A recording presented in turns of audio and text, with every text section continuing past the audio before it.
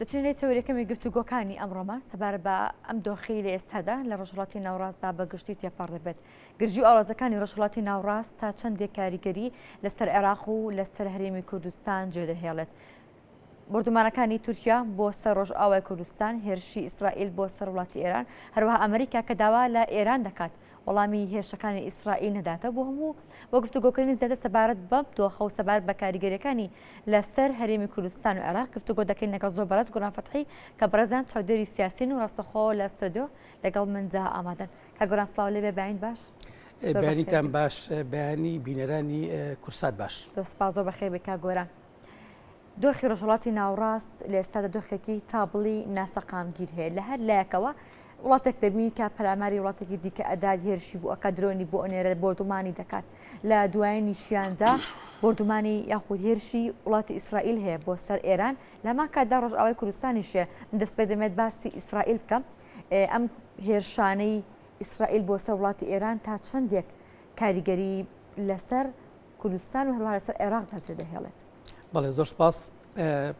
ناوچی خۆڕەڵاتی ناوەڕاست ئێمە دەزانین بەردەوام ئاڵۆزی تێدایە، ناوچەیەکی گەرمە بە تایبەت ئەم ئاڵۆزیانە پەیوەست دەکرێت بە مەسەلەی فەڵەستینەوە، شەڕی فەڵەستین ئیسرائیل. ئەم ئاڵۆزی ئێمە دەزانین بەعدێکی مێژووی هەیە. لە ساڵی 1948 دەست پێکات کاتێک ئیسرائیلدا دەمەزرێت لەسەر خاکی فەڵەستین. ململانەکان لەو کاتەوە دەستی پێکردووە ئەم ناوچەی سەقامگیریی وای بەخۆ نەبینیوە. چەندین جەنگ لە نێوان وڵاتانی عەرەبی و ئیسرائیلدا ڕوویداوە بۆ ئەوەی مافی فەڵەستینەکان وەرگرنەوە، بەڵام لە سەرجەم ئەو شەڕانەدا کە لە نێوان وڵاتانی عەرەبی و ئیسرائیلدا کراوە، ناوچەی تر لە فەڵەستین، ناوچەی تری عەرەبی جارێکتر بەدەست هێنراوەتەوە. بڵێن ئیسرائیل داگیری کردووە، عەرەب لەو شەڕانەدا بەردەوام دۆڕاو بووە. بەڵام ئەوەی لە ئێستادا ڕوودەدات سەرتاکەی دەگەڕێتەوە کە دەزانین بۆ ئەو هێرشەی کە بە تەوفانی ئەقسا بەناوبانگە و گروپی حەماس بۆ سەر ئیسرائیل کردی و کەسانێکی مەدەنی زۆر لێ کوژران. شەڕەکە وای کرد ئەو گروپانەی کە بە وەکالە شەڕەکەن و بەناوبانگن کە شەڕی بە وەکالەت دەکەن دژ بە ئیسرائیل جەنگێکی چۆکو بڵێن نیمچە گەورەیان دروست کرد، هێرشی موشکیان کردە سەر ئیسرائیل. ئەوش دوجار وای کرد چەندین سەرکردەی وەکو بینیمان چەندین سەرکردەی حەماس، چەندین سەرکردەی باڵای حیزبوڵڵا بە حەسەن نەسڕڵڵای سەرۆکی و حیزبەشەوە لەلایەن ئیسرائیلەوە بە ئامان گیران و کوژران. یەکێکی تریش لەوانەیە کە سەرکردەیەکی وەکو بڵێن مێژوویی حەماس هەنیە بوو کە لە ناوجەرگەی تاراندا کرای ئاماژ لەلایەن ئیسرائیل و کوژرا. بەڵێ، کاتە ئەم گروپانەی کە ئیسرائیل هێرشیان دەکات لەسەر شەڕی بە وەکالەت بۆ کوێ دەکەن؟ ئەمان بەری مقاومەیان پێڵێن. پێشتر ئەگەر بەری مقاومە لەم ناوچەیە مەبەستمان ئەو بەرەیە کە دژ بە ئیسرائیلە سوننەکان دەیان کرد لە پێشتردا وڵاتانی عەرەبی سوننە، بۆ نمونە عێراق، سووریا، وڵاتانی خەلیج. لە ئێستادا ئەو بەرەیە هیلالی شیعی کە ئێران سەرکردایەتی دەکات ئەو شەڕی گرتۆتە ئەستۆ. لە ئێستادا چەندین گروپە وەکو دەزانن لە لوبنان، لە عێراق، لە سووریا، حوسیەکان، بەڵێ حوسیەکان لە یەمەن، ئەمانە ئەو گروپانە کە هیلالی شیعی پێک دێن و ئێران سەرکردایەتیان دەکات. لە ئێستادا ئەم گروپانە شەڕی ئیسرائیل دەکەن و بەردەوامی دەبینین ئەمان بردومانی ناوخاکی ئیسرائیل دەکەن. ئیسرائیل بردومانی چەندین ناوچە دەکەن. دەزانین لە ئێستادا بە تایبەت غەزە بە تەواوی تەخت کراوە، خەڵکەکەی ئاوارە کراوە. دوای ئەو هێرشەی کە کرایە سەر ئیسرائیل بینیمان لە تەوفانی ئەقسا، ئیسرائیل وەڵامی هەبوو بۆ سەرجەم ئەم هێرشانە. ئەمە دەبینین بردومانی دیمەشقی کرد، باڵۆزخانەی ئێرانی لێ کردە ئامانج، بردومانی بەیروت دەکات. بەردەوامی لە ئێستادا هێزەکانی ئیسرائیل چوونەتەوە بەشێکی خاکی لوبنانەوە شەڕ لەو ناوچانە دەکەن. لە نێوان حیزب الله و سوپای ئیسرائیلدا بە کوردیەکەی و بە کورتێکی بیڵێن جیهان لە ئیستادا ترسی لەوە هەیە، وڵاتانی جیهانی ترسیانەوە هەیە ئەم شەڕی بە وەکالەتە کە چەند گروپێک دەیکەن بە سەرکردایەتی وڵاتی ئێران دوجار پریشکی بەر چەندین وڵاتی ناوچەکە بکوێت و شەڕێکی هەرێمایەتی لێ بکوێتەوە. بۆیە ئەمریکا وڵاتانی ئەوروپا زۆرێک لە وڵاتانی ناوچەکە بە خەلیجیشەوە هەوڵی ئەوە دەدەن کە شەڕەکە هێور بێتەوە و لە شوێنێکە بۆستێ بۆ ئەوەی هەمووان دەسووتێنێت. ئەم هێرشی دوایی ئیسرائیل بۆ وڵاتی ئێران بۆچی بوو؟ ئەمەمانەی ئەوەیە کە جەنگی ڕاستەخۆشی ڕاستەخۆی نێوان وڵاتی ئیسرائیل و ئێران پێشبینی کراوە شتیوا ڕوو دەدات؟ من گومانم لەوە هەیە هێرشەکانی ئێران بۆ سەر ئیسرائیل هەروە ئیسرائیلش بۆ سەر ئێران مەبەستی زیانی گیانی بێت. ئێمە دەبینین ئێران بە 200 موشک و درۆن هێرشی کردە سەر ئیسرائیل، چەندین ناوچەی بردومان کرد، بەڵام کەسانی مەدەنی زۆر کەم بە ئامان گیران. ئەوەش لە وەڵامی چی بوو؟ لە وەڵامی ئەوە بووەکو ئێران خۆی باسی کرد لە ڕاگەیاندنی ڕسمیەوە، وەڵامی ئەو بە ئامانجگرتەی هەنیە بوو لە ناو تاران، بە ئامانجگرتنی یان بردومانی باڵۆزخانەی تاران بوو لە بەیروت کە سەرکردەیەکی سەربازی گەورەی ئێران تیایدا تیرۆر کرا، هەروەها حەسەن نەسڕڵاشی تێدا کوژرا کەمە دەبینین دەزانین حەسەن نەسڕڵا سەرکردەیەکی گەورەی حیزب الله بوو، ساڵانێکە شەڕ بە دژ بە ئیسرائیل دەکات و کەسایەتێکی زۆر بەهێز بوو، چەندین جار هەوڵی بە ئامانجگرتنی دەگیرا سەرکەوتوو نابوو ئیسرائیل تێدا.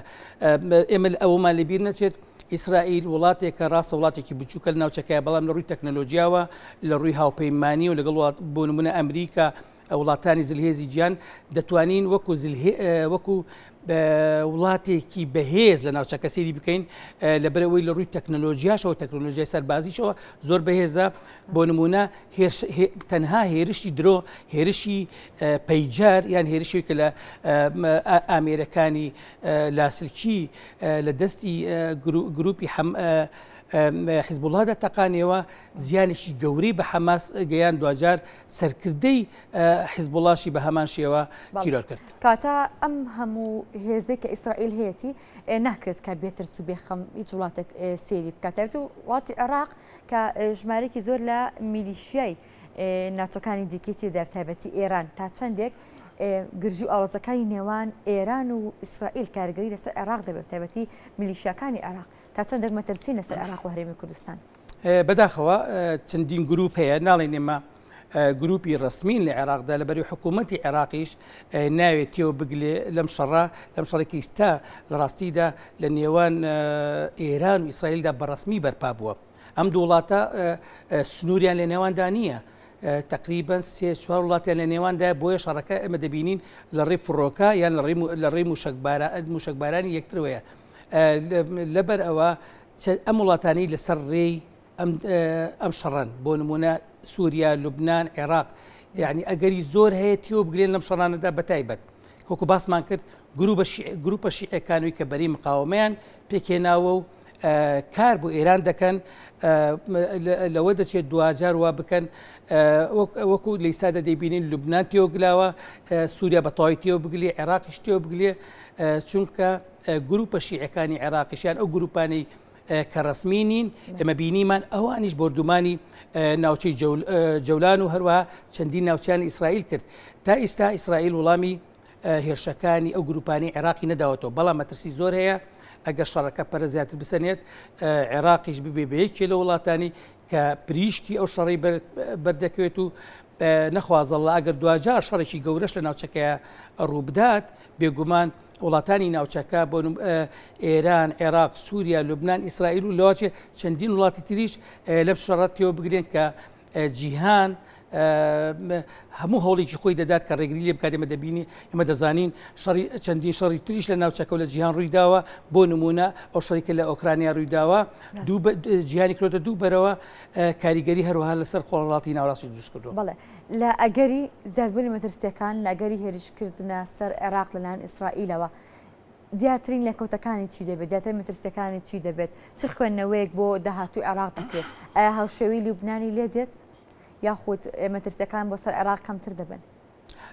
عێراق بە حکمەوەی کە ئێمە دوورە دەستترین لە ئیسرائیلەوە لەواچە پریشکی شەڕەکە کەمتر بمانگرێتەوە ئێمە قسەکە لێرەدا عێراق تەنها لە شیعە پێک نایە کوردی تایە سوننی تایە مەسیحی و تورکمانی تایە ئەم وڵاتە هەموو یەک ڕوئیایان نییە بۆ نمونە سەبارەت بە ئاڵۆزیەکانی ناوچەکە شەڕەکانی ناوچەکە لەبەرەوە ئەوەی لە ئیستادا ئەو گروپە شیعانە دەیکەن وەکو شەڕی بە وەکالەت بۆ نمونە بۆ دژ بە ئیسرائیل و بۆ ئێران لەواچێت دوجار وا بکات عێراق زیانی گەوری بەربکەوێت من گومانم لەوە هەیە ینی بۆ نمونە شەڕێکی ڕاستەوخۆ لە نێوان عێراق و ئیسرائیلە دروست بێ لە بەرەوەی بۆکو باسم کرد ئێمە سنووری هاوبەشمان نییە لەگەڵ ئیسرائیلدا بەڵام بێگومان ئیسرائیل دەتوانێت زیانی گەورە بە عێراق بگەێنێت بەهۆی ئەو تەکنۆلۆژیا گەورەی سەربازی کە هەیەی هەروەها هاوپەیمانی لەگەڵ وڵاتانی وەکو ئەمریکا و ئەوروپا دەتوانێت زیانی گەورە بە عێراق بگەێنێت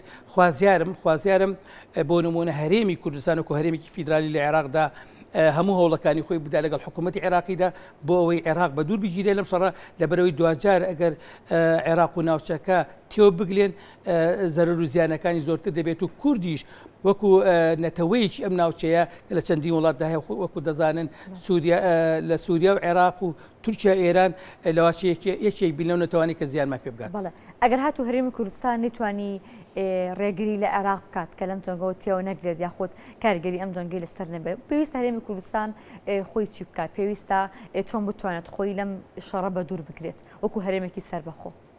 هەرێمی کوردستان دەزانین پێش ڕوخانی ڕژێمی بەعسیش ئێمە توانیمان ئەم قوارە سەربەخۆیە دروست بکەین بە هیمەتی سەرجەم هێزولایەنەکانی هەرێمی کوردستان بە تایبەتی دەزانی یەکێتی نیشتیمانی کوردستان و هێزێکی کاریگەر و بەهێز لەسەر ئاسی هەرێم هەروە عێراق و ناوچەکەش ڕۆڵێکی گەوری هەبووە لە پاراستنی هەرێمی کوردستان وکو قوارەیەک پێش ڕوخانی ڕژێمی بەعس و هەروە دوای ڕوخانی ڕژێمی بەعس و پێکهێنانی عێراقی نییە کە خوارێ خۆش بوو مام جەلالیش ڕۆڵێکی گەورەی بینی لە دامەزراندنەوەی دەستگاکانی عێراق و ئەم عێراق فیدراڵی کە هەرێمی کوردستان شتێدا پارێزراوە هەرێمی کوردستان ئەبێ کێشە ناوخۆیەکانی خۆی چارەسەر کات کێشەکانی ناوماڵی کورد چارەسەر کات بۆ ئەوەی جارێکی تر ببێتەوە ئەو هەرێمە بەهێزەی کە دەنگی گوێی لێ دەگیرا لەسەر گۆڕپانی سیاسی عێراق هێزە سیاسی عێراقیەکان ئێمە دەمانزانی ساڵانی پێشوو بۆ هەر کابینەیەکی حکومی بۆ چارەسەرکردنی هەر کێشێکی نێوان خودی سونە و شیعەکان پەنایان دەبردەوە بەر کورد هەروایەکی نیشتیمانی کوردستان بۆ چارەسەرکردنی و کێشانە هەرێم دەتوانێت بە تایبەت دوای هەڵبژاردنەکانی ئەم دواییە ئەوەی پەرلەمانی کوردستان جارێکی تر ناماڵی خۆی یەک بخات هێزە سیاسیەکان ناکۆکیەکان چارەسەرکردن و وەلا بنێن بۆ ئەوەی بتوانن بە یەک پاکێج لەگەڵ بەغدادا قسە بکەن هەم بۆ کێشانی لە نێوان هەرێم و بەغدادا هەیە کە تا چارەسەر نەکرەوە هەروەها بۆی کاریگەری دروست بکەن کە عێراق تێوە نەگلێ لەو شەڕانەی لە ناوچەکە هەیە لەو ئاڵۆزیانی کە لە ئیستادا بەرەوکی ناوچەکەی گرۆ بە تایبەت ئەم شەڕی ئیستا شەڕی ئیسرائیل ئێران. پرسی کورد بە گشتی لە ناوچەکانی دیکەی کوردستاندا چەندە کاریگەری لەسەر هەرێمی کوردستان دەبێت بۆ نمونە لە ماوەی چەند ڕۆژی ڕابردوودا باز لە پرسی کورد دەکرا لە باکووری کوردستان بەڵام دوای بەدوای ئەوە بەردومانەکانی پرسی چارەسەری کورد بەڵێ دوای بەدوای ئەوە بەردومانەکانی تورکیامان بینی بۆ سەر ڕۆژ ئاوای کوردستان ئەمە تا چەندە کاریگەری لەسەر پرسی کورد دەبێت و لە کۆتاییشدا کاریگەری لەسەر قەواری هەرێمی کوردستان دەبێت و کاریگەریەکانی چی دەبن؟ لە ڕاستیدا ئەمەش پێویستە بە شەڕی ئیسرائیل ئێرانەوە ئێمە دەزانین لە ئیستادا قسە هەیە لە ڕاگەیاندنەکان بە تایبەت لە ناو خودی تورکیادا کە هەوڵێکەیە بۆ چارەسەری کێشەی کورد لە وڵاتە کە دەزانین ساڵانێکە کورد لەو وڵاتە هەوڵ دەدات مافە سەرەتایەکانی مافە نەتەوەیەکانی بەدەست بێنێت ساڵانێکە لەو وڵاتە بۆ نمونە شەڕ لە نێوان کورد و سوپای تورکیادا هەیە من بە تەسەووری خۆم لە ئیستادا ئەو هەوڵی کە تورکیا دەیدا بە تایبەت کەسایەتیە کە زۆر تونندڕۆ بوو بەرامبەر کورد باخچەلیە داوا دەکات کێشەی کورد لە وڵاتە چارەسەر کرد مەشگۆڕانێکی گەورەیە لە عەقلیەت و سیاسەتی تورکیادا بەرامبەر بە پرسی کورد گومانێکی تر هەیە کە باس لەوە دەکات خودی تورکیا لەوە دەترسێت پریشکی شەڕی ئیسرائیل ئێران بەرەوکیش بگرێ بە تایبەت ئەگەر سوپای ئیسرائیل